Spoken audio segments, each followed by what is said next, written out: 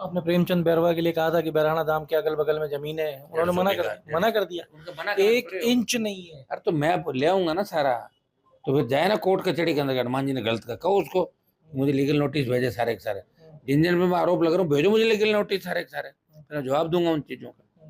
हनुमान जी, आपकी तरफ से बयानबाजी और सामने भाजपा की तरफ से बयानबाजी, प्रदेश के अंदर एक तनाव का माहौल जो है वो नजर आ रहा है, ये कब तक थमेगा या ये ऐसा ही रहेगा? देखिए हमारा कोई मुद्दा ही नहीं था, हमने ये कहा था कि साधुओं की जो बहराना धाम का मामला और को निरस्त करने का आदेश जारी करे और बात खत्म। और सरकार ने कहा अंदर मत घुसो, हमने सरकार की बात भी मान ली। रात को सरकार फिर चल पड़ी, बच्चों पे मुकदमा दर्ज कर रही है, जेलों में डाल रही है, ये करे, ये ठीक बात नहीं है। ये इंदिरा गांधी की इमरजेंसी को याद कर रहे हैं, अघोषित इमरजेंसी है, मोदी अमित शाह और यहाँ पे भजन लाल की अघोषित इमरजेंसी राजस्थान के अंदर है। वो राजस्थान का जवान कभी बर्दाश्त नहीं करेगा। कांग्रेस को तो आप सेट कर लोगे, लेकिन राष्ट्रीय लोकतांत्रिक पार्टी बीजेपी का दिमाग ठीक कर देगी राजस्थान का। बैराना धाम के लिए तो सरकार जानती है ना कि पूरा का पूरा क्रेडिट आप ही लेके जाओगे, चाहे वो कुछ भी करें। ना ना, उससे कोई, सुनिए मेरे को, बहराना धाम के साधु संत तमाम भारतीय जनता पार्टी के लिए वोट मांगते हैं। गायें जिस तरह मर रही है, ये मुद्दा बीजेपी का मुद्दा, जब इन्होंने संभाला ही नहीं तब मुझे जाके संभालना पड़ा। क्रेडिट की तो मुद्दा ही नहीं भाई, क्रेडिट के लिए थोड़ी लड़ रहे हैं हम लोग, कई चीजें क्रेडिट के लिए नहीं लड़ी जाती।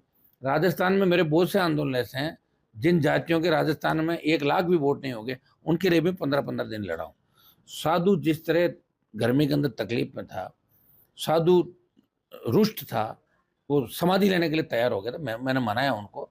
और साधुओं के समर्थन में 1 लाख जवान किसान आया कि बहराना को निरस्त करें।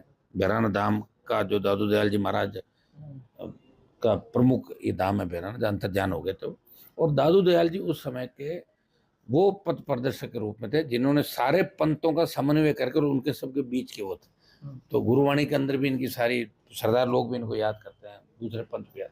तो निश्चित रूप से भजन लाल जी ने गलत जगह हाथ डाल दिया, उसके खामियाजा इस सरकार को भुगतना पड़ेगा। सुन रहे थे आप नागौर सांसद को, जिन्होंने कहा कि अगर जवाब नहीं आता है तो एफआईआर दर्ज कराएंगे।